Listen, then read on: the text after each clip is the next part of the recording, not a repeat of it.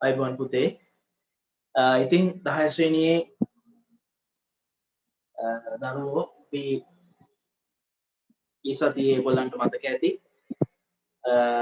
ප්‍රශ්නාවලියක් තමයි සාකච්ඡා කරේ නේද? ඒකට මේ ප්‍රශ්නාවලියත් එක්ක 10 ශ්‍රේණියේ පළවෙනි පාඩමේ බොහෝ දේවල් පිළිබඳව අපි ඉගෙන ගත්තා. තව දුරටත් මූලාශ්‍ර පිළිබඳව. ඉතින් පුතේ අද අපි දෙවෙනි පාඩම ආයේ දෙවෙනි පාඩමට එමු. දෙවෙනි පාඩම සාකච්ඡා කරමින් හිටියේ.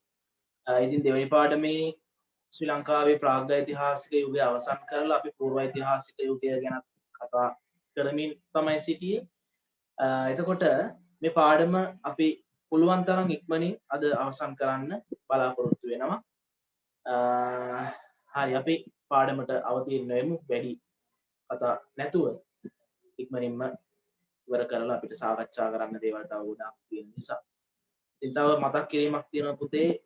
O level වලට දැන් මෙදා පාරක් 75ක් පමණ ඇවිල්ලා තිබුණා 10 ශ්‍රේණියෙන්. ඒ නිසා 10 ශ්‍රේණිය හොඳට ඔයගොල්ලෝ පාඩම් මතක තියාගන්න, ක්‍රමවේදයන් සකස් කරගන්න. 11 වසරට ගියාම 10 අතාරින්න බෑ අපිට. ඒ නිසා ඒ විදිහට අපි කරගෙන යමු. අපි සාකච්ඡා කරමු.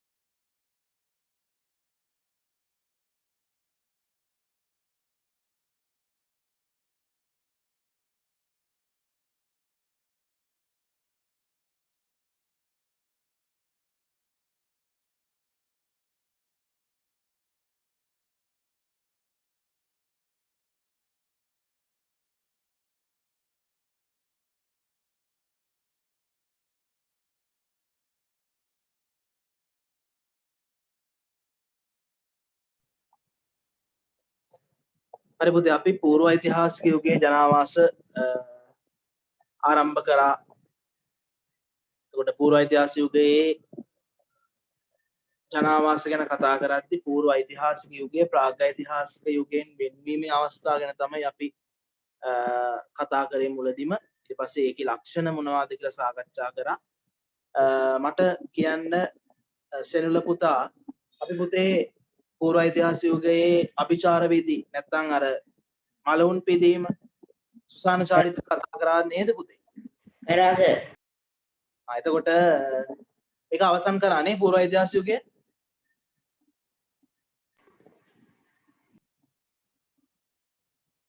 සර් ඒකේ ජීවන රටාව කරේ. හරි.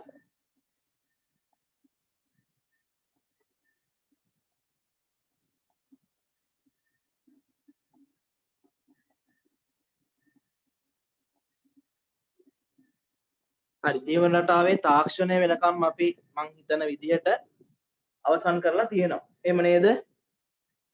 තාක්ෂණය අපි කතා කරේ නැහැ. මේ අර මුල්තැන්ගේ තිබිලා අර කුඩලංචා මඩම නිවාසයේ ඇතුළත තිබිලා කැණීම් වලින් හමුණු තවත් විස්තර පිළිබඳව අපි සාකච්ඡා කරා. එතනින් නේද අවසන් කරේ?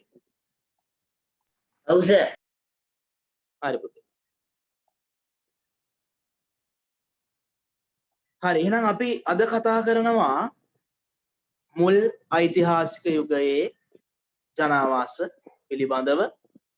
මුල් ඓතිහාසික යුගයේ ජනාවාස මාතෘකාව ලියා ගන්න. මේ තුන්වෙනි යුගය මම ඔයගොල්ලන්ට කලින්ම කිව්වා පුළුවන් නම් මේ යුග තුන ගැන සටහන් කරනකොට ආයෙ පාඩම් කරද්දී හරි highlight කරගන්න යුග තුන පාට තුනකින් ඒ වැදගත් දේවල්. මේ මාතෘකාව වැදගත් දේවල් පාට තුනකින් highlight කරගන්න. ප්‍රාග්ධෛතිහාසික යුගය අපි හිතමු උදාහරණයක් නම් රෝස පාටින් highlight කරගන්න. එතකොට පූර්ව ඓතිහාසිකයේ කොළ පාටින්, මුල් ඓතිහාසිකයේ කහ පාටින්, මේ වගේ පාට තුනක් යොදා ගන්න. එතකොට අපිට පාඩම් කරද්දි ටක් ගාලා මතක් වෙනවා මේ කරුණ තියෙන්නේ මේ යුගයට අදාළව කියලා. එහෙම පොඩ්ඩක් උපක්‍රමශීලී වෙන්න. මුල් ඓතිහාසික යුගයේ ජනාවාස මාතෘකාව ලියා ගන්න.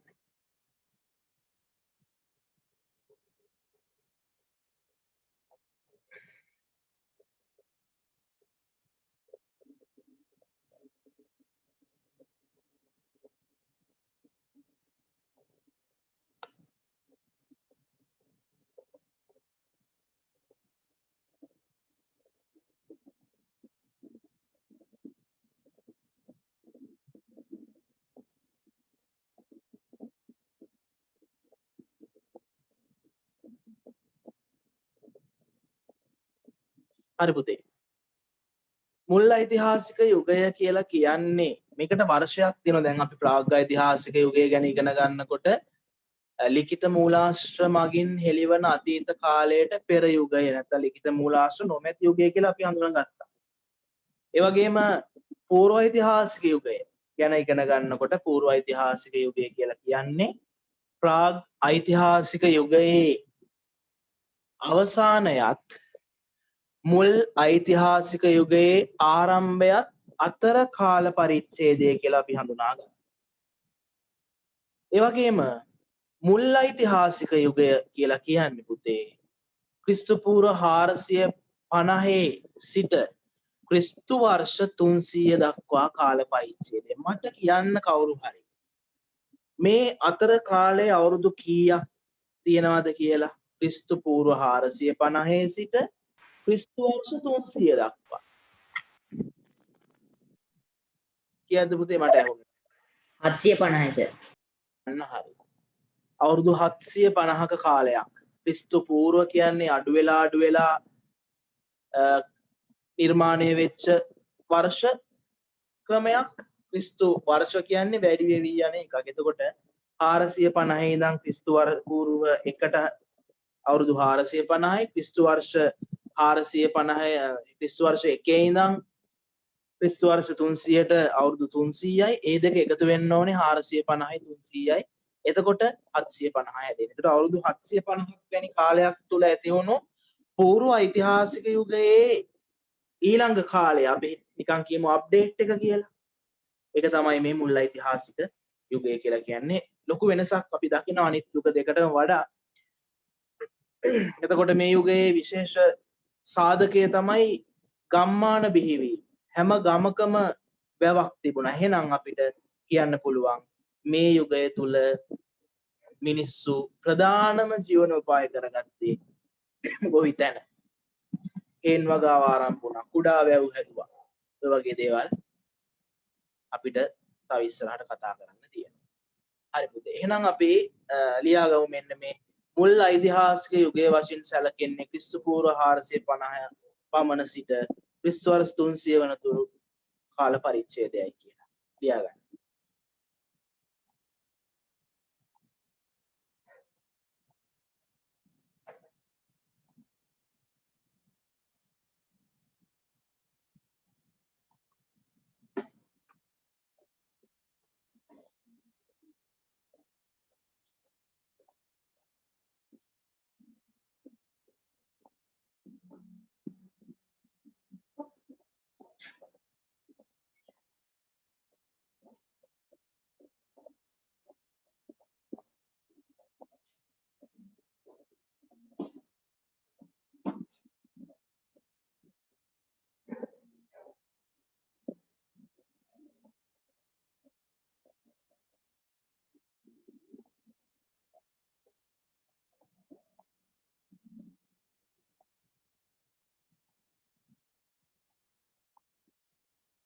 හරි පුතේ.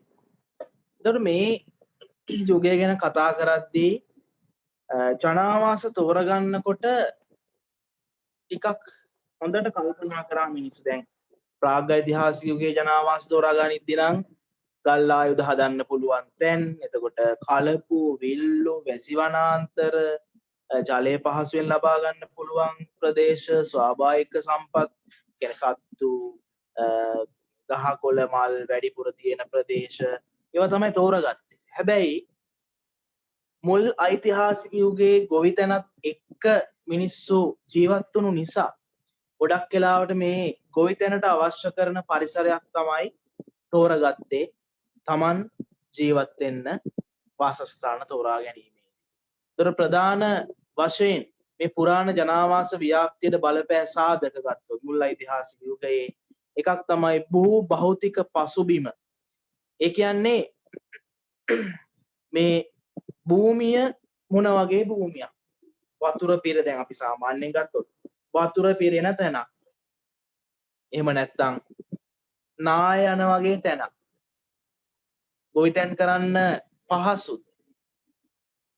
තෙතමනය හොඳට තියෙනවා. ඕවා ඉතින් පරීක්ෂණ පවත්වලා ඔහොම කරන්න බෑ. බැලු බැලමට ඉතින් මිනිස්සුන්ට තේරෙනවා මේ පොළව මේ වගේ එකක් කියලා. එතකොට මේ පොළව කොහොමද කියලා ඉස්ලාම් හොයලා බලනවා. වාර්ෂික වර්ෂාපත නගය.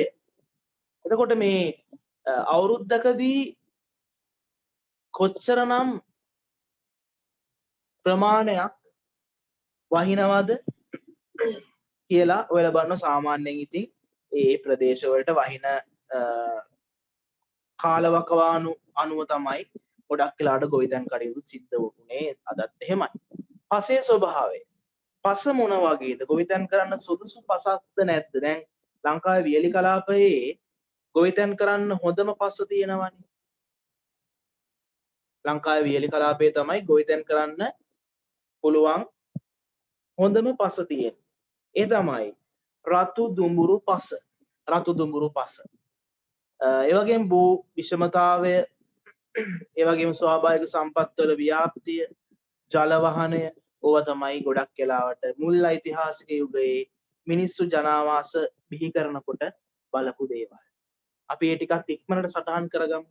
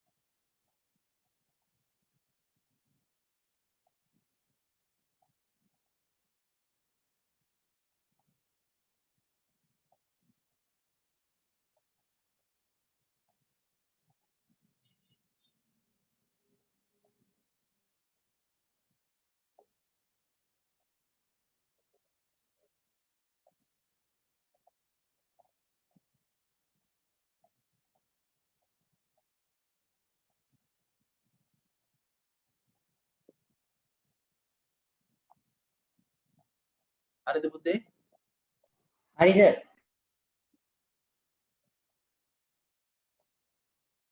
හරි. එතකොට ඔය දේවල් එක්කම මේ මුල් ඓතිහාසික යුගයේ ජනාවාස ව්‍යාප්ත වුණේ ලංකාවේ වියලි දේශගුණයක් ඇති ප්‍රදේශවල. විශේෂයෙන්ම දැන් අපි අද ගත්තොත් එහෙම මේ ප්‍රදේශවල නම් අනුරාධපුර, පොළොන්නරු වගේ ප්‍රදේශ තමයි ගොඩක් වෙලාවට අනුරාධපුරයේ මූලික කරගෙන තමයි ඒ ගම්මාන බිහි වෙන්නේ. එතකොට මල්වතුය, එතකොට මහවැලි ගඟ, කිරින්දි ඔය වගේ ගංගා මුල් කරගෙන ජනාවාස මුල් කාලයේ බිහි වෙනවා. හරි. එතකොට වියලි කලාපයේ වැඩි ප්‍රදේශයක පැතිරී ඇති පස මොකද්ද පුතේ? මම ඉස්සෙල්ලා කිව්වා පාට දෙකක නමක් තියෙනවා. රතු දුඹුරු පස්. රතු දුඹුරු පස. වියලි කලාපයේ වැඩි ප්‍රදේශයක පැතිරුණු පස තමයි රතු දුඹුරු පස. ඒ වියලි කලාපයට වැඩි වහින්න නැති වුණාට මිනිස්සු වියලි කලාපයේ පදිංචියට ගියේ මේ පස නිසා. හොඳ පසක් තියෙන්නේ ගොවිතැනට හරියන. අන්න ඒ නිසා තමයි මිනිස්සු ගොවිතැන් කරන්නේ මේ පැති වලට ගියේ.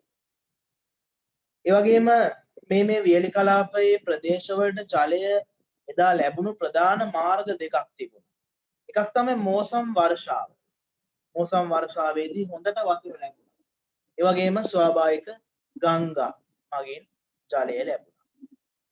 හරි. ඒ වගේම දැන් ඔය ගංගා හරස් කරලා අමුණු බැඳලා ජලය රැස් කරන්න ගොඩක් මිනිස්සු හිතන්නේ ක්‍රිස්තු පූර්ව පළමු වන සියවසේ හෝ ක්‍රිස්තු වර්ෂයෙන් පළමු වන සියවසේ. එතකොට මේ කාලවකවානු වල තමයි මුලින්ම අමුණක් බැඳලා, අමුණ කියන්නේ ගංගාවක් හරස් කරලා බඳින වේල්ලට බැම්මට ගංගාව ඊට පස්සේ වෙන පැත්තකට හරවනවා. යන පැත්තට යන්න දෙන්නේ නැතුව වෙන පැත්තකට හරවන ගංගාව මැදින් කියන්නේ ලොකු ගංගාව නෙමෙයි ඔය අතු ගංගාවක් තමයි හරස් කරන්නේ. දැනුත් තියෙන්නේ වික්ටෝරියා එතකොට රන්දෙනිගල රන්ටැඹේ කොත්මලේ ඔය වගේ විශාල ජලාශ තියෙන්නේ.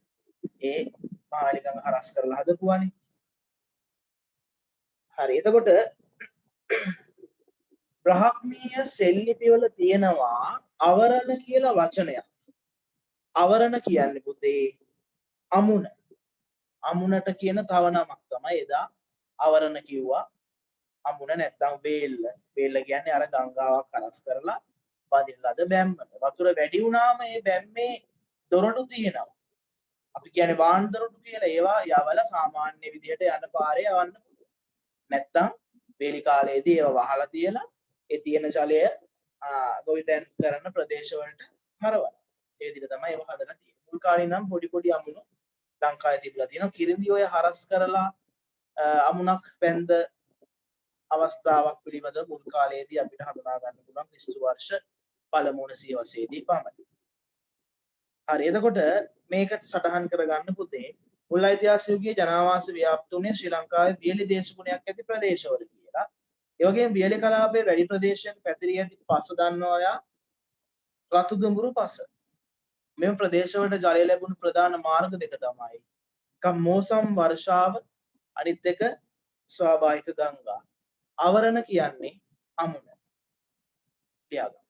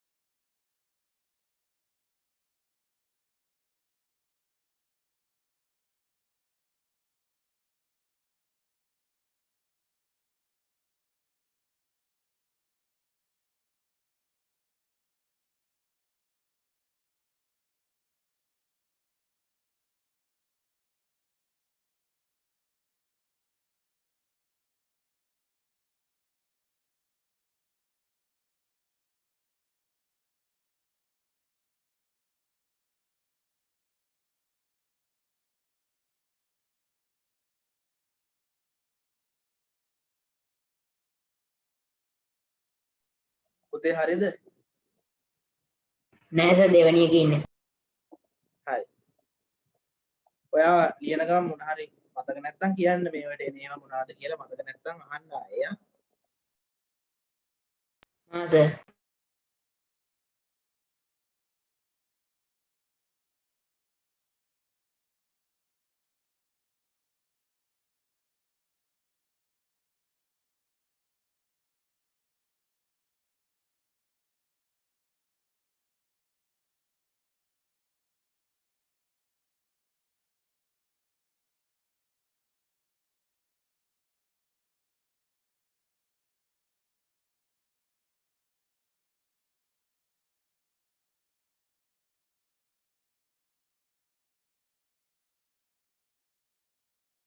හරි සර්. හරි පුතේ. ඊට පස්සේ අපි දැන් කතා කරනවා මේ යුගයේ ජනාවාසවල ව්‍යුහය සහ ස්වරූපය කොහොමද මේ ගම්මාන බිහි වුනේ?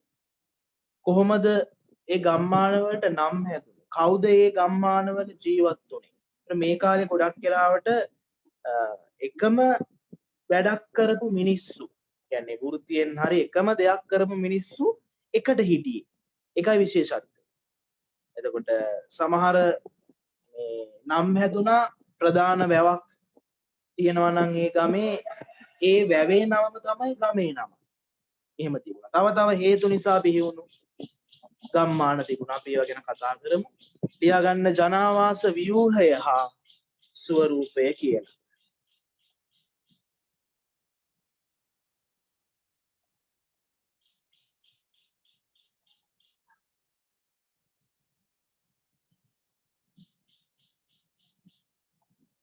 හරි සර්.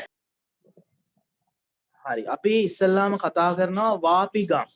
මේ වාපි කියලා කියන්නේ වැවට. සංස්කෘත පාලි භාෂාවෙන් වාපි කියන්නේ වැවට. හොඳට මතක තියාගන්න වාපි. එතකොට වාරි කියන්නේ ජලයට. ඒ භාෂාවෙන්ම වාරි කියන්නේ ජලයට. දැන් අපි කතා කරන්නේ වාරි තාක්ෂණය, වාරි මාර්ග දෙපාර්තමේන්තුව. කොහොම තියෙනවනේ. අපි දන්න දේවල්. එතකොට වාරි කියන්නේ ජලය, වාපි කියන්නේ වැව. එතකොට වාපිගම් කියන්නේ එහෙනම් මොන ගම්ද පුතේ?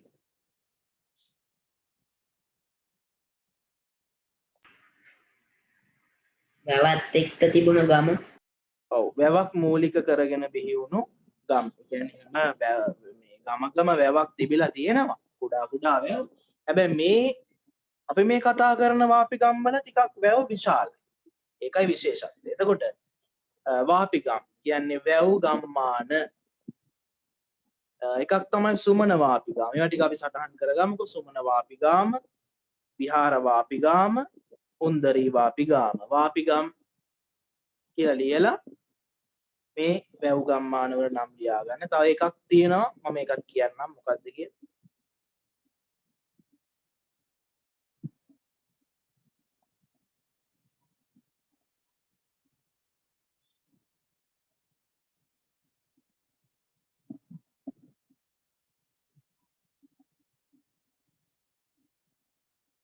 හරි සර්. හරි. එතකොට සුමන වාපිගාම, විහාර වාපිගාම, හුන්දරී වාපිගාම කියන නම් මතක තියාගන්න. තව එකක් තියෙනවා කඩහ වාපිගාම. කඩහ වාපිගාම. කඩහ වාපිගාම.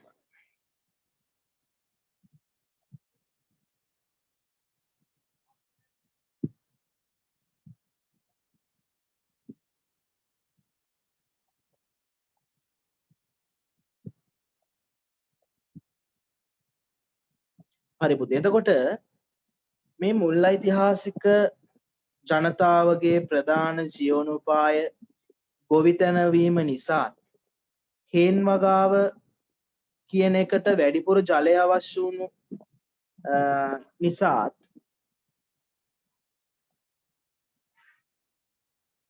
ඒ වගේම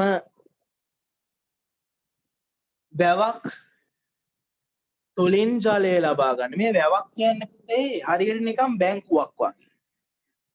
අපි තියෙන වෙලාවට, ඒ කියන්නේ දැන් සල්ලි ගැන කතා කරත් සල්ලි අපිට ලැබුණු වෙලාවේ අපි ඉතුරු කරනවානේ, වියදම් කරන ගමන් ඉතුරු කරනවා අවශ්‍ය වෙලාවට ගන්න. අවශ්‍ය වෙලාවට ගන්න. ඒ වගේ තමයි. වැස්ස ලැබුණම වැවකට ජලය පුරෝගන තියාගන්නවා. වැස්ස නොමැති කාලයේදී වගා කටයුතු සිද්ධ කරන්න. ඒකයි වැවක තියෙන විශේෂත්වය. ලෝකේ කොහේවත් වැව් තාක්ෂණයක් බිහි වෙලා නැහැ අපේ වගේ. ඒකත් මතක තියාගන්න.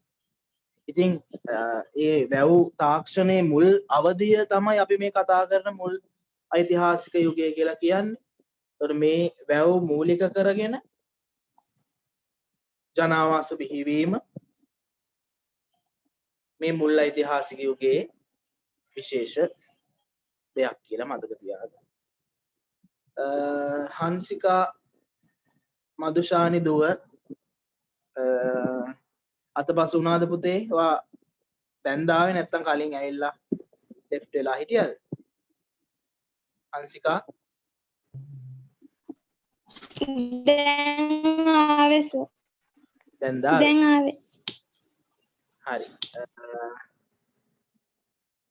රෙකෝඩින් එක එහෙනම් මම කියන්නම් දාන්න කියලා. එතකොට ඒ මුල් ටික වාට බලා ගන්න පුළුවන් වෙයි. හරි. වාපිගම් අපි මේ කතා කරන්නේ මුල් ඓතිහාසික යුගයේ ජනාවාස පිළිබඳ. මුල් ඓතිහාසිකය අපි ආරම්භ කරා මේ දෙවෙනි පාඩමේ 10 වෙනි දෙවෙනි පාඩමේ තුන්වෙනි යුගයේ ප්‍රාග් ඓතිහාසික, පූර්ව ඓතිහාසික, මුල් ඓතිහාසික කියන යුග තුනනේ කතා කරන්නේ මේ පාඩමේ. එතකොට අවසාන යුගය තමයි මුල් ඓතිහාසික යුගය. එතකොට ගම්මාන බිහි වුණා මේ කාලෙදී. වැවක් මූලික කරගෙන තිබුණු ප්‍රධාන ගම්මාන වාපිගම් කියලා හඳුන්වනවා. ඒ වාපිගම් සුමන වාපිගාම, විහාර වාපිගාම, හුන්දරී වාපිගාම ලෙස හඳුන්වන තව එකක් තිබුණා කඩහ වාපිගාම කියලා. හරි. ඒ වගේම පුතේ මේ මුල් ඓතිහාසික යුගයේ අද මේ මුල් ඓතිහාසික යුගය කියලා කියන්නේ ඕගොල්ලෝ පොඩි කාලේ ඉගෙනගෙන ඇති ඔය විජය කුමාරයා ලංකාවට ආපු ඒ කාලවකවානුව අන්න ඔය කාලේ ඉඳන් ඒ අවුරුදු 750ක් ඇතුළත කාලය තමයි මේ ගොවිතැන ආරම්භ වෙච්ච කාලේ. හැබැයි අපි මේ ජනප්‍රවාද අරවා මේවා ඉගෙන ගන්නේ නෑ මෙතන මේ පාඩමෙන්. අපි ඉගෙන ගන්නේ සාහිත්‍යමය සහ පුරාවිද්‍යාත්මක වශයෙන් ලැබුණු සාක්ෂි ගැන විතරයි. අර ජනප්‍රවාද වල එන දේවල් මෙතනට අදාළ වෙන්නේ නෑ. ඒ නිසා අර ස්ථිර බවක් මේ පාඩම තුල තියෙනවා හැම වෙලේම. හරි. ඒ වගේම මේ කාලේදී මේ මුල් ඓතිහාසික යුගයේදී විවිධ වෘත්තිකයන් ජීවත් වුණා. වෘත්තියක් කියලා කියන්නේ අද වගේ ඉතින් අර මුදල් උපයන්න කරන දෙයක් නෙමෙයි. දැන් කසීකාරගාම වල ජීවත් වුණේ ගොවියන්. එතකොට ගොවියෝ තමයි මිනිස්සුන්ව ජීවත් කරවන්නට මහන්සි වෙන්නේ. කන්න එපා ඉතින් ජීවත් වෙන්න නේ. සමහරුත් ඉන්නවා එහෙම නේද? ජීවත් වෙන්නේ කන්න තමයි ජීවත් වෙන්නේ. දෙකම එකයි බලන්න. නේ. කෑම තියෙනවා නම් ඕන තැනක ඉන්න අයත් ඉන්නවා එහෙම නේද? හැබැයි ඒක නෙමෙයි මේ කියන්නේ. අපි අනිවාර්යයෙන්ම ඉතින් ආහාරයක් ගන්න එපේ. ජලය ආහාර කියන්නේ මිනිසුන්ට අත්‍යවශ්‍යම දෙයක්. මිනිසුන්ගේ අවශ්‍යතාවල ඉහිලින්ම තියෙන තැනක්. එතකොට මේ ගොවියෝ ආහාරය සපයනකොට තවත් වෙන කර්මාන්තවල නියලුණු අයත් හිටියා. මැණික් ගරන්නන්, මැණික් කපන්නන්. එතකොට ඒ ආභරණ සැකසීම පැත්තෙන් විදේශීය ආදායම ලබා ගන්න උත්සාහ කරපු අය ඒ පාලකයන් එක්ක සම්බන්ධ වෙනවා. ගෝපාලගාම. දැන් ගොවිතැනටත් අවශ්‍ය කරන සත්තු තමයි මේ ගවයා කියලා කියන්නේ. එතකොට මේ ගවයන්ව රැක බලාගෙන ගවයන්ව ඇති කරපු අය තමයි මේ ගෝපාලගාම වල ජීවත් වෙන්නේ. ගෝපල්ලා. එතකොට කේවට්ටගාම දීවරයෝ. ඒ වගේම කුම්භකවරගාම වල හිටියේ ඔය බලන් සාදන්නන්, මැටි කර්මාන්තයේ නියලුණු අය. ඒ වගේම වඩ්ඩකී ගාම වල ජීවත් වුණා වඩුවන්. එතකොට විවිධ වෘත්තිකයන් විසු ගම්මානක් තිබුණා. හරි. වෘත්තිකයන් විසු ගම් කියලා පොතේ ලියාගෙන මේ කසිකාරගාම ඉඳන් වඩ්ඩකී ගාම වෙනකම් පිළිවෙලට පල්ලෙහාට ලියා ගන්නකො ඔයාලා. ඊට පස්සේ මම කියන්නම් ඒ වල ජීවත් වුණේ කවුද කියලා.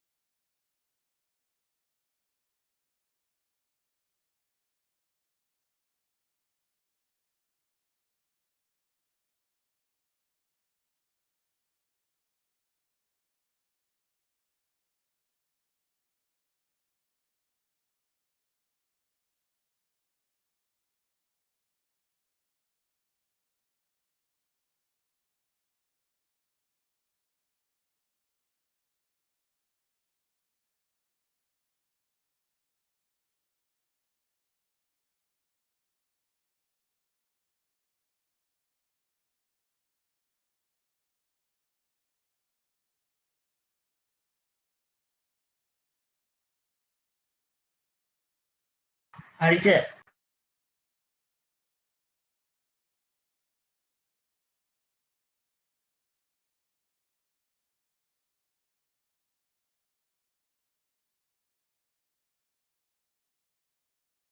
අනිත් අයත් ලියාගත්තද පුතේ?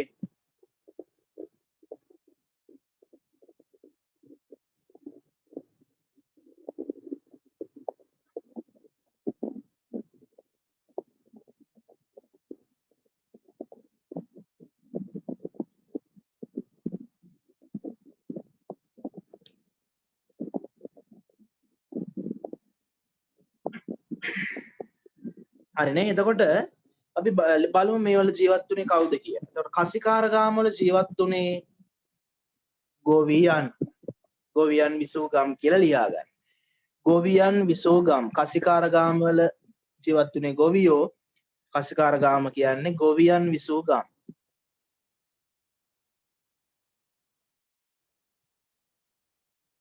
ඊට පස්සේ මණිකාරගාම. මණිකාරගාම වල ජීවත් වුණේ මැණික් ගැරූ සහ කැපූ අය. මැණික් ගැරූ සහ කැපූ අය.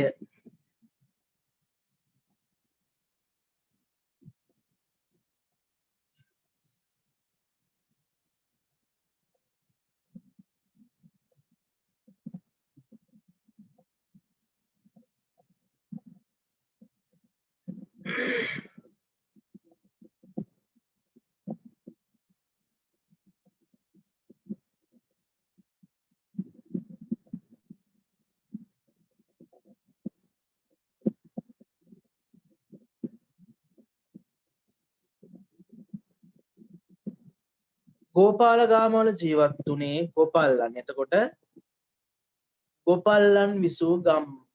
ගෝපල්ලන් විසූ ගම්.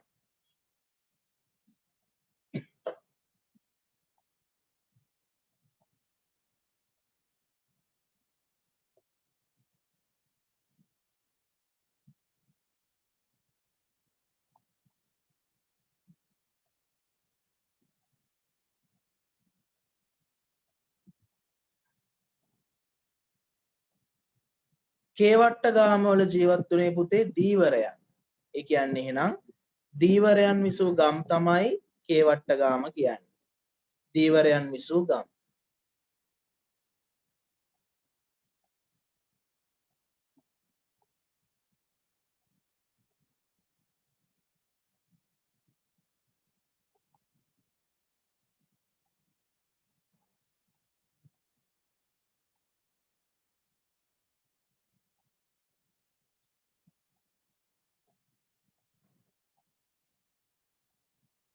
කුම්භකාරගාම කියන්නේ වලන් සාදන්නන් විසූ ගම්.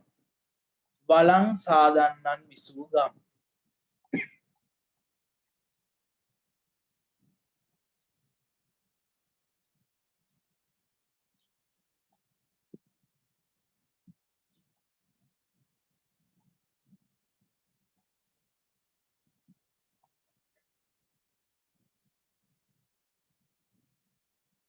වඩ්ඩකී ගාම කියන්නේ වඩුවන් විසූ ගම්.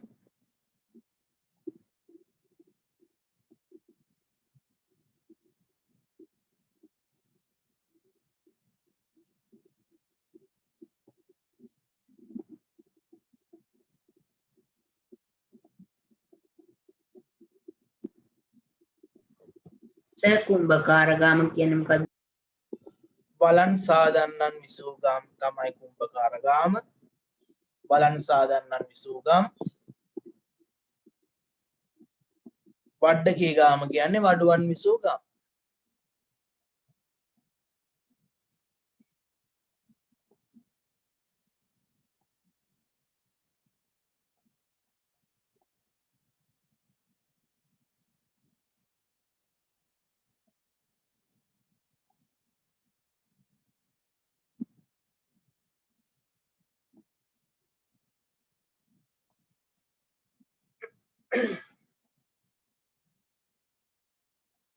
හරි නේ පුතේ? හැමෝම ලිව්වද?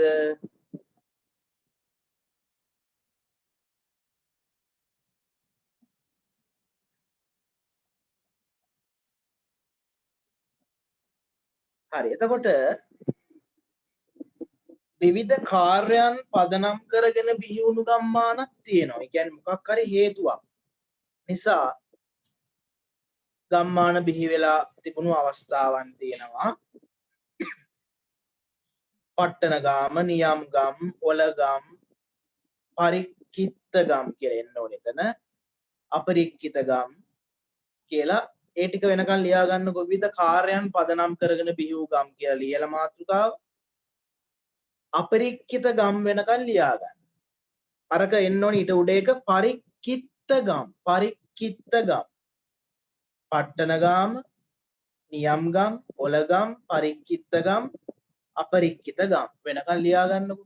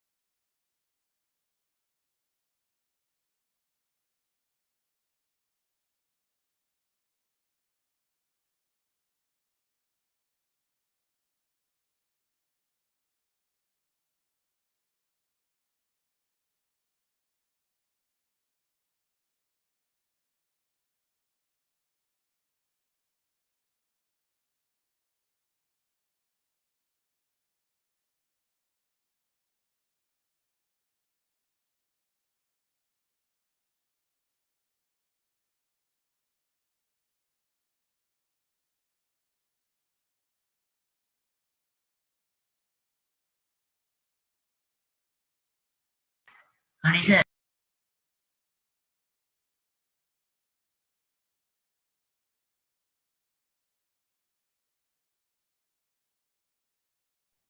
හරි අපි බලමු. පට්ටන ගාම. දැන් ඔයගොල්ලන් මේ පට්ටන, පටුන කියන නම මීට කලින් ඔයගොල්ලෝ අහලා ඇති. දැන් ඔය තියෙන දඹකොළ පටුන, ලංකා පටුන ඔහොම තියෙනව නේද? එතකොට පටුන කියන්නේ මොකද්ද පුතේ සාමාන්‍යයෙන්?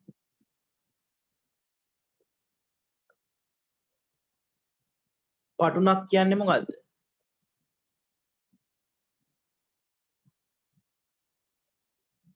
දැන් දඹකොළ පටුන කියන්නේ මොකද්ද කියන්න බලන්න. දඹකොළ පටුන කියන්නේ මොකද්ද?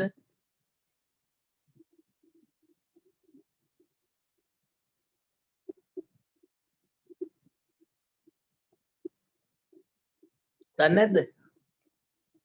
වරාය, වරාය. දඹකොළ පටුන කියන්නේත් වරායක්. අතීත වරායක්. එතකොට පටුන කියන්නේ වරාය. එතකොට වරායක් අසල ගම්මානයක් තියෙනවා නම් ඒක පටුන් ගම් ලෙස අපි හඳුන්වනවා. තියාගන්න. පට්ටන ගාම කියන්නේ වරාය ආශ්‍රිත ගම්මාන. වරාය ආශ්‍රිත ගම්මාන.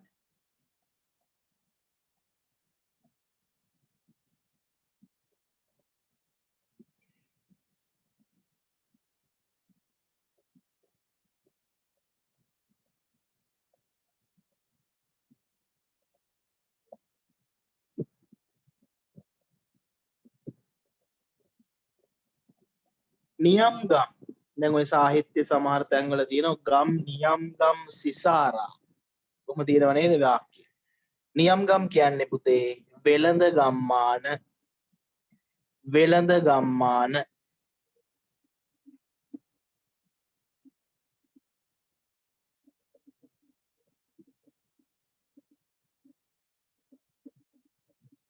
වෙළඳ ගම්මාන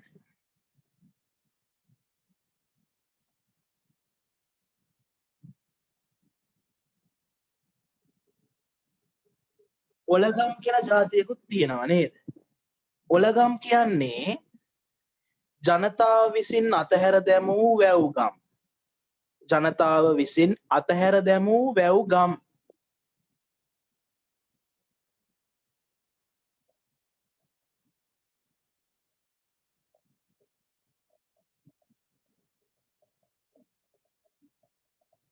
ජනතාව විසින් අතහැර දැමූ වැව් ගම්. එතකොට දැන් වගා කරගෙන යනකොට සමහරවිට ජලය නැත්තරම නැති වෙන අවස්ථා තියෙන්න පුළුවන් ඒ වැවත් හින්දිලා. එතකොට ජනතාව ඒ ගම අතහැරලා වෙන තැනකට යනවා ජලය තියෙන තැනකට. එහෙම අවස්ථා කලාතුරකින් තිබිලා තියෙන්නට ඇති. සාමාන්‍යයෙන් ගොවිතැන් කරන මිනිස්සු අතහැරලා යන්නේ නැහැ ස්ථානේ. ඒත් සමහර නියං කාලවල් වලදී යන්න වෙන අවස්ථා තියෙන්නට ඇති. ඒ වගේ අතහැරලා දාපු වැව් ගම්මාන තියෙනවා නම් ඒවා හඳුන්වන්නේ ඔලගම් කියලා. ඊට පස්සේ පරික්කිත්ත ගම් මේක හදාගන්න පරික්කිත්ත කියලා. පරික්කිත්ත ගම් කියන්නේ පුතේ වැටකින් ආරක්ෂා කළ ගම්. වැටකින් ආරක්ෂා කළ ගම්මාන. වැටකින් ආරක්ෂා කළ ගම්.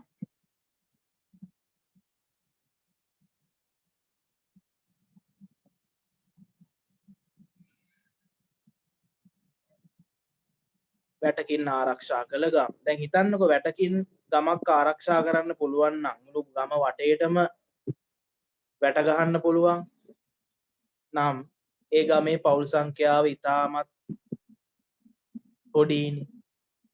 සුළු සංඛ්‍යාවක් නේද? පවුල් 10ක් 12ක් ඉන්නට ඇති. ගම වට කරලා වැට ගහන්නත් පුළුවන් නේද? අපරික්කිත ගම් වැටකින් ආරක්ෂා නොකළ ගම්. අපරික්කිත ගම් කියන්නේ වැටකින් ආරක්ෂා නොකළ ගම්.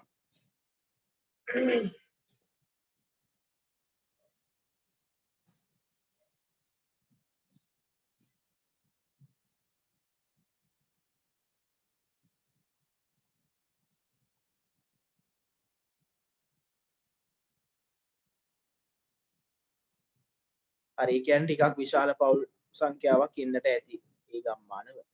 හරි ඔය විවිධ හේතුන් නැත්නම් කාර්යයන් පදනම් කරගෙන බිහි ගම්මාන. ඒ වගේම පුතේ අපිට තව මතක තියාගන්න වචන ටිකක් තියෙනවා. ඒක ටිකක් වෙනම ලියාගන්න. මේ විවිධ කාර්යයන් පදනම් කරගෙන බිහි ගම් වලට ඒක පටලව ගන්න නැතුව වෙනම සටහන් කරගන්න. පුර, නුරුපුර, ගහපති, ගමික, දසගම් මැත්තන් කියන නම් ටික වෙනම ලියාගන්න. මාතෘකාවක් අවශ්‍ය නැහැ එකට වෙනම ලියාගන්න. ඒවල තේරුම් මොනවාද කියලා අපි ඊට පස්සේ බලමු. ලියාගන්න ඉස්සෙල්ලා පුර, නුරුපුර, ගහපති, ගමික, දසගම් මැත්තන්.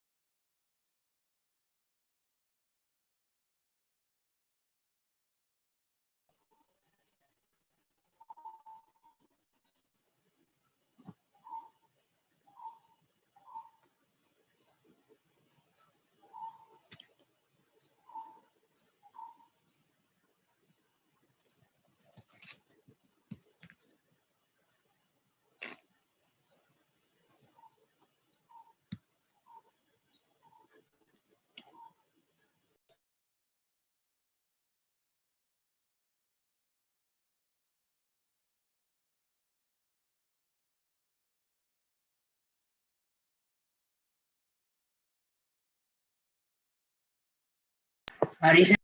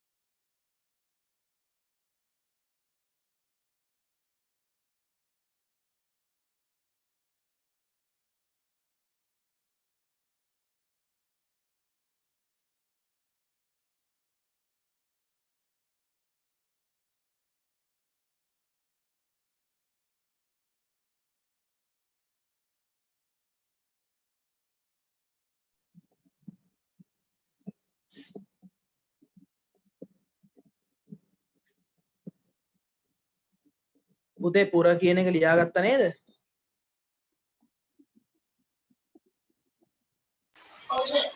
අගට ලියාගත්තද?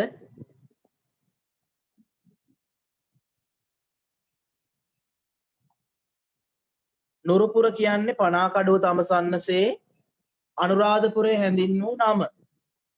පනාකඩුව තඹසන්නසේ අනුරාධපුරයේ හඳුන්වා තිබූ නම තමයි නුරුපුර කියලා කියන්නේ.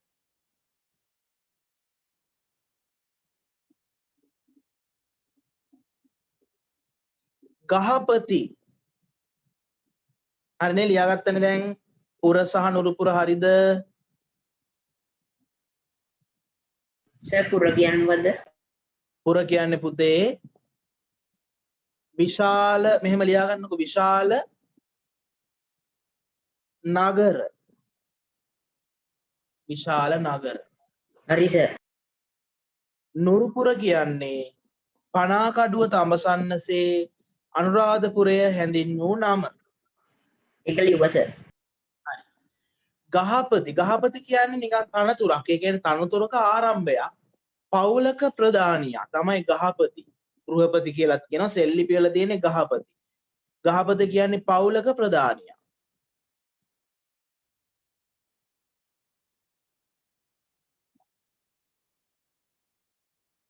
හරි. පවුලක ප්‍රධානියා ගෘහපති නැත්තම් ගහපති නම් ගමික කියන්නේ කවුද? කොහේ ප්‍රධානියා? ගමක ප්‍රධානියා. ලියා ගන්න. ගමක ප්‍රධානියා.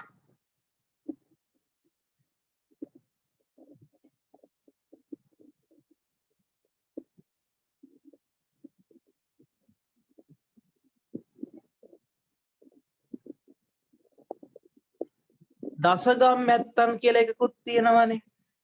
එතකොට මේ ගම් 10ක් නියෝජනය කරපු වෙනම මණ්ඩලයක් තිබුණා. ගම් 10න් 10ට බාර වෙලා තිබුණා නිකන් කණ්ඩායමක් වගේ. දැන් එක කණ්ඩායමක හිතමු 10 දෙනෙක් ඉන්නවා කියලා. ඒ 10 දෙනාම ගම් 10ක් බාරව කටයුතු කරනවා. එතකොට මේ ගම් 10ම බලන්නේ කටයුතු සොයා බලන්නේ මේ දසගම් මැත්තන් කියන අය. එතකොට ඒකට ලියා ගන්න ඕනේ පුතේ ගම් 10ක් නියෝජනය කළ මණ්ඩලය. ගම් 10ක් නියෝජනය කළ මණ්ඩලය.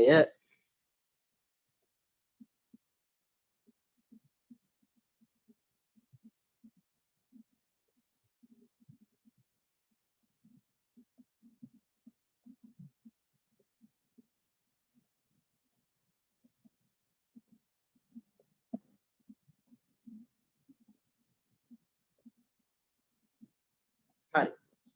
ඊට පස්සේ අපි කතා කරනවා මෙන්න මේ මුල් ඓතිහාසික යුගයේ යැපුම් ක්‍රමය. මිනිස්සු ජීවත් වෙන්න මොනවාද කළේ කියන එක. ඒ තමයි හේන් වගාව නැත්නම් හේන් ගොවිතැන. හේන් ගොවිතැනේදී කුරක්කන්, මෙනේරි, තනහාල් වගේ ධාන්‍ය වර්ග වගා කරලා තියෙනවා. යැපුම් ක්‍රමය කියලා ලියලා හේන් ගොවිතැන කියලා ලියලා ඒ යටතේ ලියා ගන්න වගා කරපු ධාන්‍ය වර්ග කුරක්කන්, මෙනේරි, තනහාල්.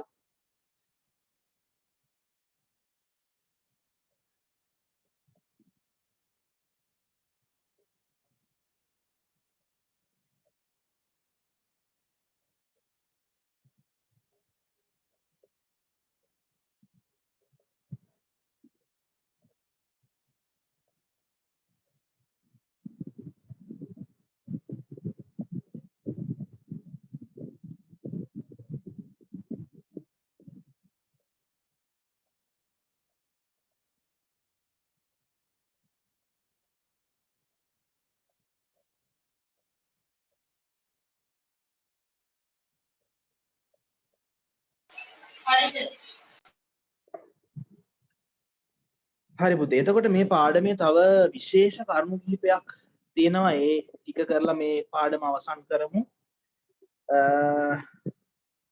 විශේෂ දේවල් මේ පාඩමේ තරු දාලා යටින් ලියා ගන්න. ඊට පස්සේ අපි සාකච්ඡා කරමු. දැන් හේන් වගාව කියලා කියන්නේ ටිකක් විශේෂ වගාවක්. අර කුඹුරු ගොවිතැන වගේ නෙමෙයි. සමහර භෝග වලට ජලය අවශ්‍යම නැහැ. කටුසර භෝග කියලා කියනවා අපි ඒ වලට.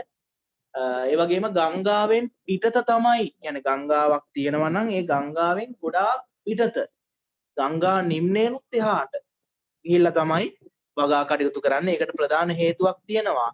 ගම් වතුර පාලනය කරන්න ක්‍රමයක් තාක්ෂණික දැනුමක් මුල්ම කාලේ තිබිලා නැහැ. පස්සේනේ වැව් අමුණු හදලා එළ මාර්ග හදලා ඒ කළමනාකරණය කරන්නේ. වාරි තාක්ෂණය බිහි වෙන්නේ. හැබැයි මුල්ම කාලේ ගංගාවට ගොඩක් පිටතින් තමයි ජනාවාස මිනිස්සු බිහි කරගත්තේ. ගංගා ජලය පිටාර ගැලුවොත් ඒවා පාලනය කරන්න ක්‍රම තිබුණේ නැති නිසා. ලියාගන්න තරුවක් දාලා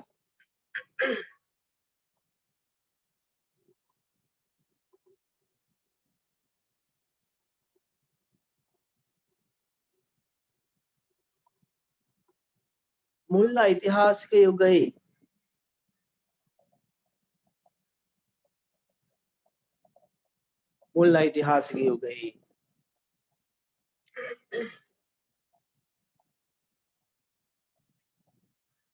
ගංගා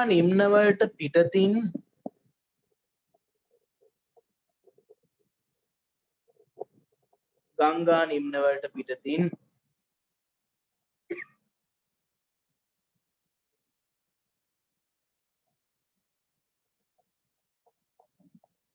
ජනාවාස බිහි වූයේ ගංගා නිම්නවලට පිටතින් ජනාවාස බිහි වූයේ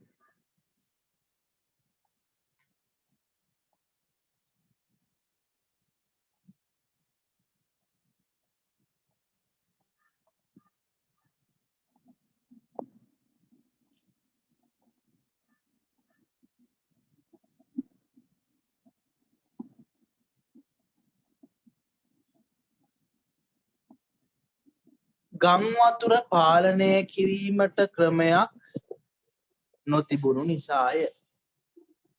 ගම් වතුර පාලනය කිරීමට ක්‍රමයක් නොතිබුණු නිසාය.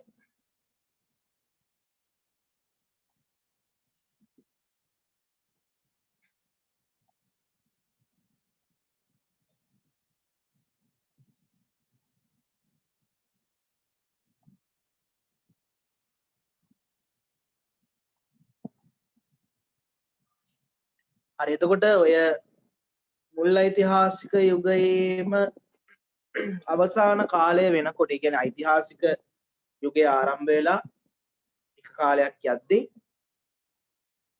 ක්‍රිස්තු පූර්ව පළමුවන සියවසේ හෝ ක්‍රිස්තු වර්ෂ පළමුවන සියවසේදී කියන්නේ එකම යුගයනේ නේද? එහා පැත්තේ යුගය ක්‍රිස්තු වර්ෂ වෙනවා මේ පැත්තට ආවම ක්‍රිස්තු පූර්ව වෙනවා. එතකොට එකක් එහෙම වෙලා තමයි වෙනස සිද්ධ වෙන්නේ. ක්‍රිස්තු පූර්ව 1 ක්‍රිස්තු වර්ෂ 1 එහෙමයි සිද්ධ වෙන්නේ.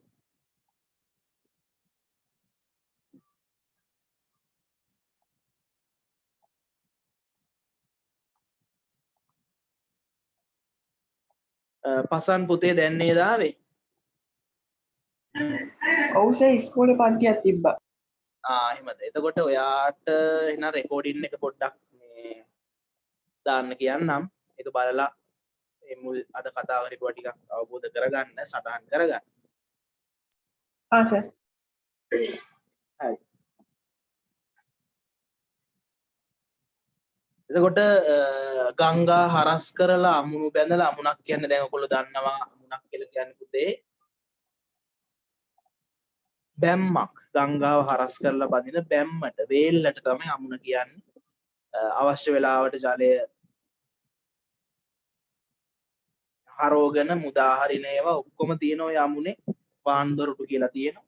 ඒකට ඒවා කරන්න මුල් අඩිතාලම දමන්නේ ඒවා නම් ඉතින් ඔය බැමි බැක් බඳින්න කලින් ඔය ගල් වැටි දාලා එහෙම තමයි අමුණු බැන්දේ.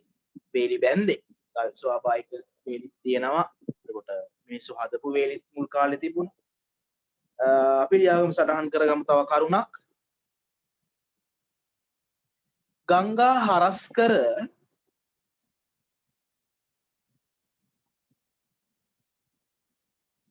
අමුණු බැඳ ගංගා හරස් කර අමුණු බැඳ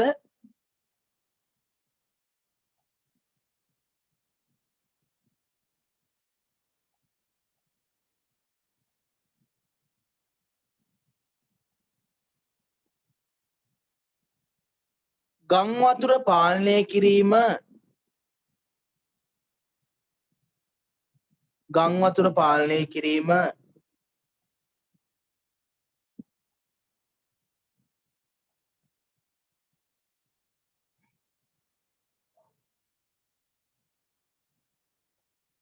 ආරම්භ වූයේ ගං වතුර පාලනය කිරීම ආරම්භ වූයේ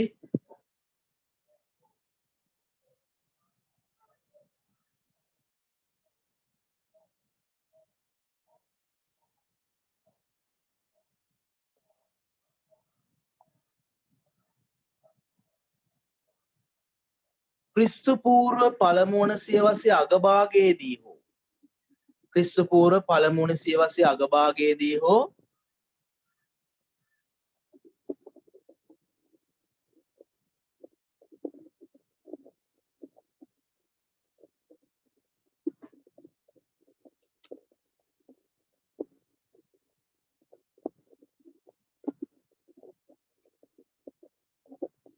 ක්‍රිස්තු පූර්ව පළමු වන සියවසේ අගභාගයේදී හෝ ක්‍රිස්තු වර්ෂ පළමු වන සියවසේදී ක්‍රිස්තු වර්ෂ පළමු වන සියවසේදී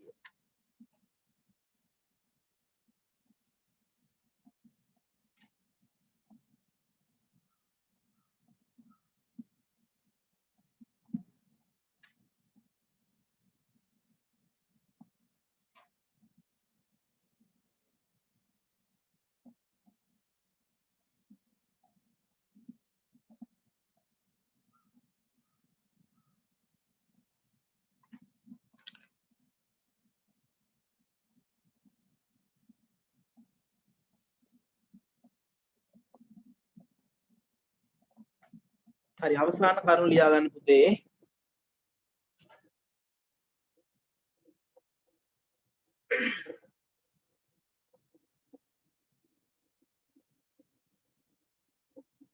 තිස්ස මහාරාම වැව ඉදිකළ තිස්ස මහාරාම වැව ඉදිකළ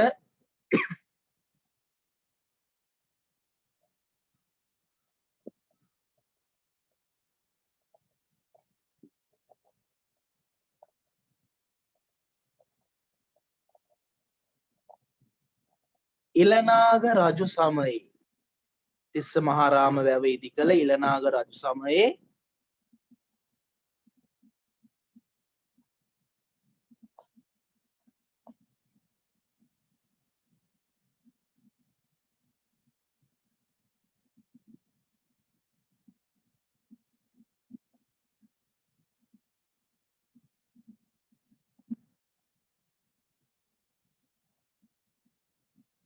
කිරිඳි ඔය හරස් කර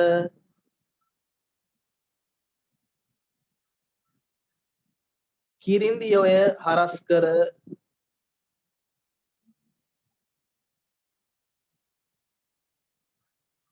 අමුණක් බැඳ තිබේ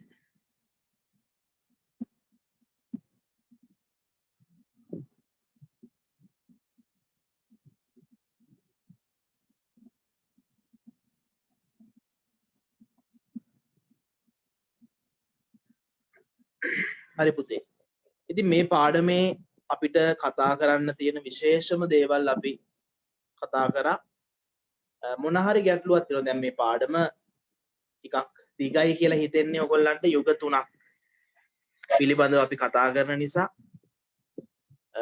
අවධි 3ක් හෝමෝ සාපියන් මානවයාගේ මොන හරි ගැටලු තියෙනවද වෙන වෙනම මතක තියාගන්න. මේ ලක්ෂණ වෙනම මතක තියාගන්න ඕනේ හැම වෙලේම. මොකද අනිවාර්යයෙන්ම O level වලට මේ පාඩමෙන් රචනා ප්‍රශ්නයක් හැදෙනවාම තමයි. 2016 ඉඳන් දිගටම ඇවිල්ලා තියෙනවා. අනිවාර්ය පාඩමක්. ස්ථිර පාඩමක් O level වලට. මොන හරි ගැටලුවක් තියෙනවද පුතේ?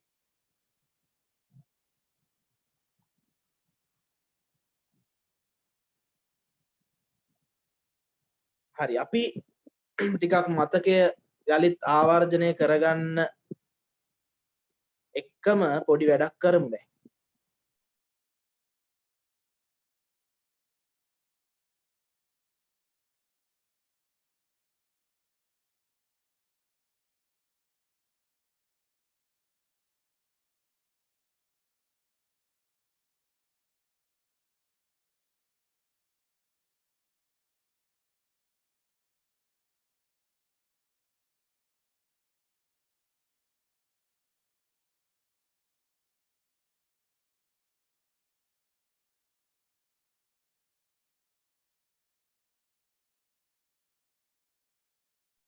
අපි කතා කරපු පාඩමේ පුතේ ප්‍රශ්න කිහිපයක් තියෙනවා. අපි කෙටි ප්‍රශ්න ඒවා සාකච්ඡා කරමු. මේ ප්‍රශ්න 41 ඉඳන් 51 වෙනකන් ඉක්මනට කරන්න. ඊට පස්සේ අපි සාකච්ඡා කරමු මේවට එන උත්තර. දැන් අපි කරපු පාඩමේම දේවල් තමයි මේ තියෙන්නේ. හරි. සමිති පුතාට තේරුණානේ මේකේ 41 ඉඳන් 51 වෙනකන් තියෙන ප්‍රශ්න ඉක්මනට කරන්න පුතේ. ඊට පස්සේ අපි සාකච්ඡා කරමු ඒවා හරිද කියලා. ඉක්මනට කරන්න.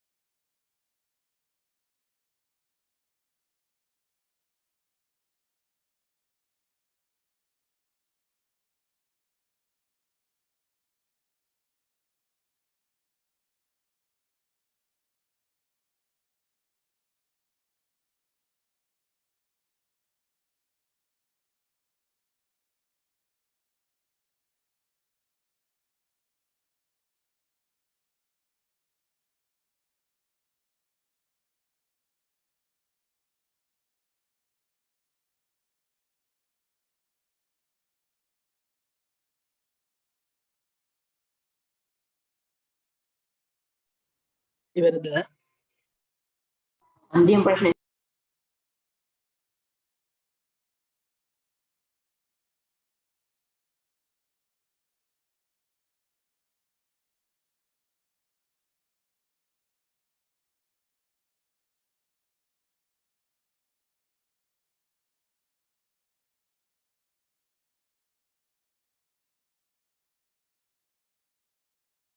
හරි සර්.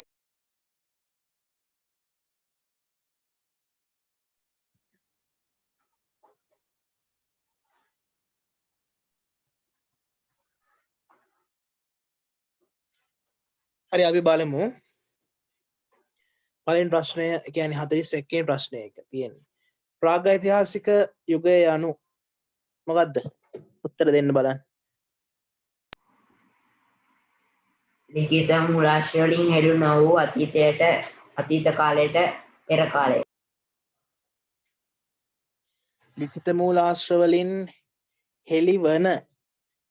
හෙළිවන අතීත කාලයට පෙර යුගය. දැන් ඔක ගොඩක් ළමයි පටලව ගන්නවා. ලිඛිත මූලාශ්‍ර වලින් හෙළිවන අතීත කාලයක් තියෙනවනේ. ඒ කියන්නේ මහා වංශය, දීප වංශය වගේ ග්‍රන්ථ වලින් පටන් ගන්න ලියන්න ඒ ග්‍රන්ථ බුදුන් වහන්සේගේ ලංකා ගමනේ සිට එතන ඉඳන් තමයි සාහිත්‍ය මූලාශ්‍ර තොරතුරු සඳහන් වෙන්නේ. ඊට පෙර තොරතුරු සඳහන් වෙන්නේ නැහැ. ඒතකොට ලිඛිත මූලාශ්‍ර නොමැති යුගය කියලා ලියුවා නම් ඒත් ප්‍රශ්නයක් නැහැ. ලිඛිත මූලාශ්‍ර නොමැති යුගය. ශ්‍රී ලංකාව ජනාවාස කරන ලද මානවයා අහන්නේ කවුද? හෝමෝ සාපියන්. හෝමෝ සාපියන් මානවයා. මුල් මානවයාගේ යැපීම් ක්‍රමය. එතකොට එකට එන්නේ තැන තැන ඇවිද යමින් දඩයම් කිරීම. තැන තැන ඇවිද යමින් දඩයම් කිරීම.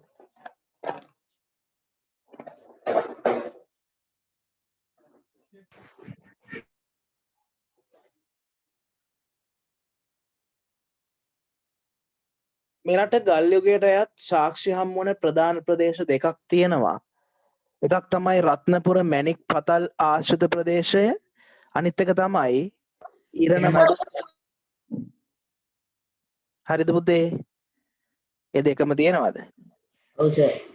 රත්නපුර මැණික් පතල් ආශ්‍රිත ප්‍රදේශයයි ඉරණමඩු සැකැස්ම. ඊට පස්සේ 45 වෙනි ප්‍රශ්නේ අර අපි එදා කතා කරපු මූලාශ්‍ර පාඩමත් එක්කම තමයි මේ ප්‍රශ්න ටික දිගටම යන ප්‍රශ්න 500 ගණනක් තියෙනවා මේකේ. පාඩමට අපි සාකච්ඡා කරමු. ගල් යුගයේ මානවයන් ප්‍රධාන පරිසර කලාප කීයක ජීවත් වුණාද? අපි කතා කරා ඒ පරිසර කලාප 6ක ජීවත් වුණා. මේ පරිසර කලාප තීරණය කරන්නේ කුමකින්ද? ඒක තීරණය කරන්නේ වාර්ෂික වර්ෂාපතන අගය මත. වාර්ෂික වර්ෂාපතන අගය.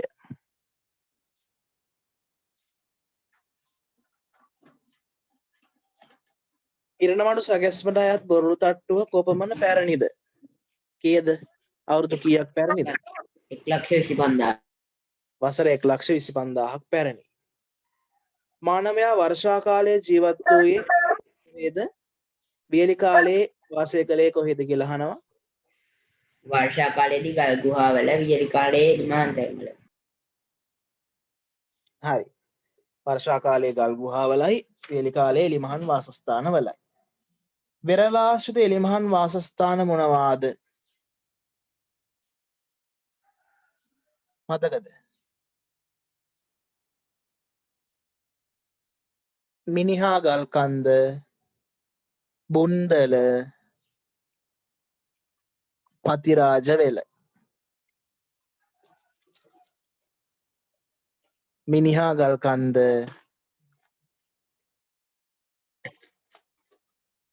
බුන්දල, පතිරාජ වෙල.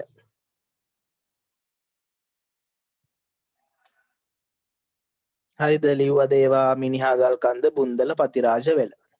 හරි සර්. පහතරට තෙත් කලාපිය ලෙන් දෙකක් ලියන්න කියලා තියෙනවා. මොනවද ලිව්වේ?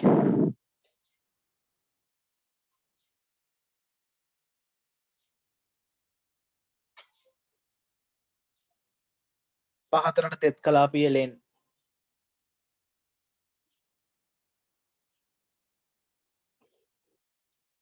පහතරට තෙත් කලාපිය ලෙන් ගත්තම රත්නපුර දිස්ත්‍රික්කයේ කළුතර දිස්ත්‍රික්කයේ තියෙනවා. කළුතර දිස්ත්‍රික්කයේ පාහියන්ගල ලෙන බුලත් සිංහල පාහියන්ගල ලෙන ඒ වගේම කුරුවිට බටදොඹ ලෙන ඒ රත්නපුර දිස්ත්‍රික්කයේ තියෙන්නේ. කුරුවිට බටදොඹ ලෙන ඒ වගේම කිතුල්ගල බෙලි ලෙන බුලත් සිංහල පාහියන්ගල ලෙන කුරුවිට බටදොඹ ලෙන කිතුල්ගල බෙලි ලෙන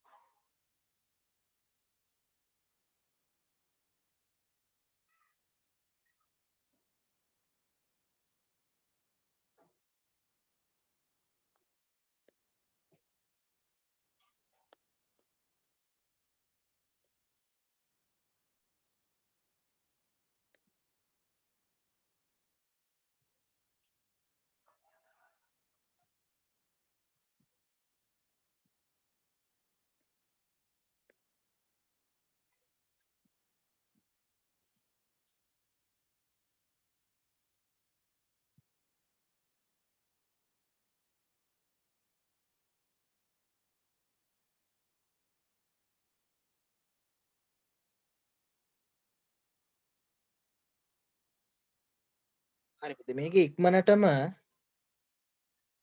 ඔයාලා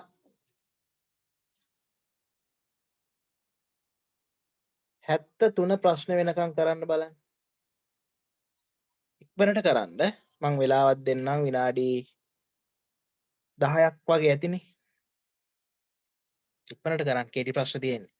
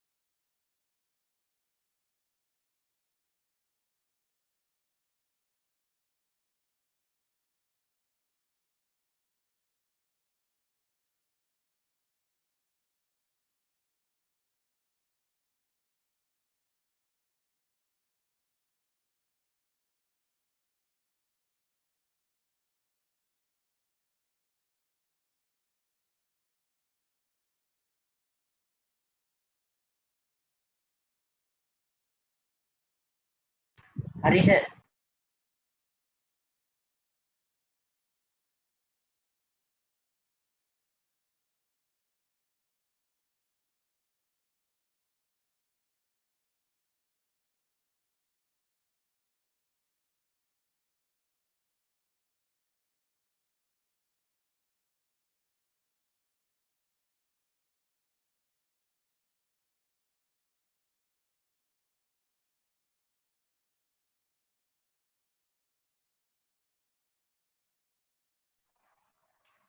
හරි සර්.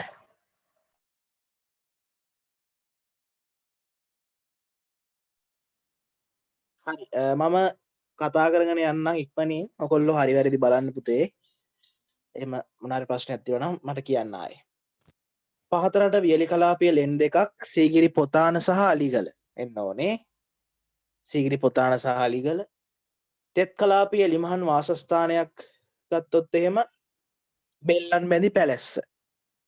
බෙල්ලන් බැඳි පැලැස්ස කඳුකර එලිමහන් දඩයම් වාසස්ථාන දෙකක් එනවා එකක් තමයි හෝටන් තැන්න අනිත් එක බණ්ඩාර වෙලයි හෝටන් තැන්නයි ප්‍රාග්ඓතිහාසික මානවයා වර්ෂයේ වැඩි කාලයක් ගත කළේ කුමන ජීවිතයක්ද ලිමාන් ජීවිතය. නෑ ඒකට එන්න ඕනේ සංචාරක ජීවිතයක් හැම වෙලේම ඇවිද්දා සත්තු හොයාගෙන කෑම හොයාගෙන ඇවිද්දා සංචාරක ජීවිතයක් මිනිසුන් ජීවත් වූ කුඩා කණ්ඩායමකට අයත් වූ පිරිස 15ත් 25ත් අතර කණ්ඩායමක 15ක් 25ක් විතර ඉඳලා තියෙනවා. පවුලක සමාජිකයන් 5ක් වගේ 5යි කියලා දාන්න. පිරිමි මානවයන් දිනකට ඇවිද ගිය දුර තමයි කිලෝමීටර 7ක් පමණ. පමණ කියන එක දාන්න අනිවාර්යෙන්ම. මොකද ස්ථිරවම නෑ. එහෙම නිගමනයකට එනවා. කිලෝමීටර 7ක් පමණ ඇවිද ගොස් තියෙනවා ආහාර හොයාගෙන දඩයම් කරන්න. ප්‍රාග්ඓතිහාසික මානවයාගේ ආහාර ලියන්න නැතිනේ ඔයගොල්ලෝ සත්තමය ආහාර ගවරා ගවයා මීමින්නා තිත්මුවා තලගොයා හාවා හම්බාවා වඳුරා ඔය වගේ ඉන්නවා ශාකමය ආහාරත් තියෙනවා වල් දෙල් කැලෑ කෙසෙල් ගෝනල කටුවල දෝතලු වැටවල මදය ඕවා ඉන්නවා පුල්සා ආහාරයටගත් කැලෑදෙල් යට පිළිබඳව තොරතුරු ලැබෙන්නේ කිතුල්ගල බෙලිලෙනි. මේ යුගයට අයත් තාක්ෂණය ගැන දැනගන්න පුළුවන් හොඳම දේ මොකක්ද කියන්න බලන්න.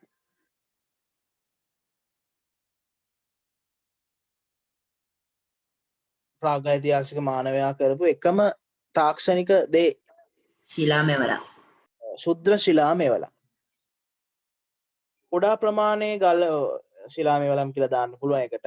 කුඩා ප්‍රමාණයේ ගල් මෙවලම් හඳුන්වන නම ශුද්‍ර ශිලා මෙවලම්. එවැනි මෙවලමක ප්‍රමාණය ගත්තොත් එහෙම සෙන්ටිමීටර 4.5කට නොඅඩු. සෙන්ටිමීටර 4.5ක් පමණ.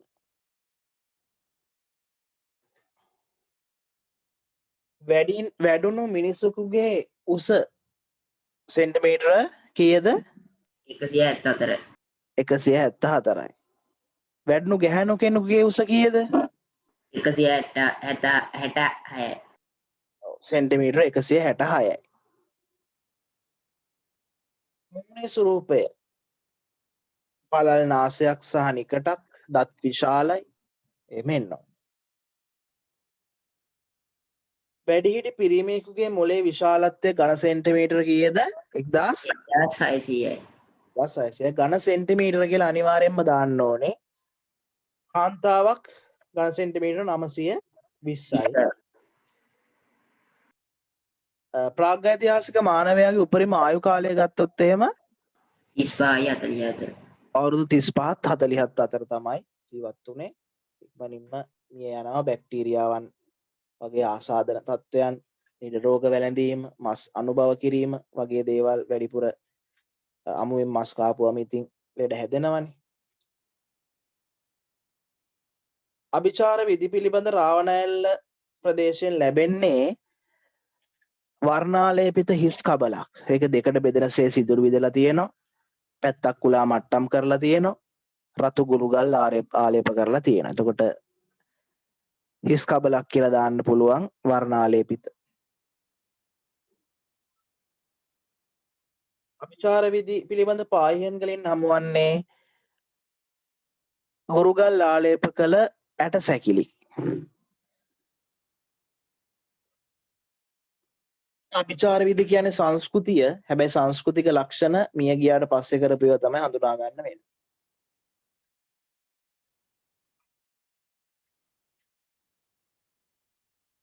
මිය ගිය කෙනෙකු නමා වකුටු කර වලලා ඇති අයුරු හමු වූයේ කුමන ස්ථානයෙන්ද? රුවිට බඩවැලේදී. බඩදඹලෙනි. මෙරට ප්‍රාග්ඓතිහාසික මිනිසුන් සංස්කෘතික වශයෙන් සමානකමක් දක්වන්නේ කුමන ජනයායි සමගද? වර්තමාන වැදි ජනතාව ආදිවාසීන් අපේ මහියංගනේ ඉන්නේ. ඒගොල්ලෝ එක්ක ටිකක් සමානයි. ඒගොල්ලන්ගේ ජීවන රටාවත් එක්ක කියලා තමයි විද්වතුන් කියන්නේ. වර්තමාන වැදි ජනතාව සමග. හරි පුතේ. ඉතින් පූර්ව ඓතිහාසිකයේ ප්‍රශ්නක් තියෙනවා. අපි ඊළඟ දවසේ ඒවත් සාකච්ඡා කරමු. මොන හරි ප්‍රශ්නයක් තියෙනවද අහන්න? දැන් මේ දෙවෙනි පාඩම ඉවරයි. ඊට පස්සේ අපිට තුන්වෙනි පාඩම තමයි කතා කරන්න තියෙන්නේ. මොන හරි ගැටලුවක් තියෙනවද? නෑ සර්. එහෙනම් අපි පන්ති අදට නතර කරනවා. සුබ දවසක් හැමෝටම. අයබෝවන්. අයිබෝවන් සර්.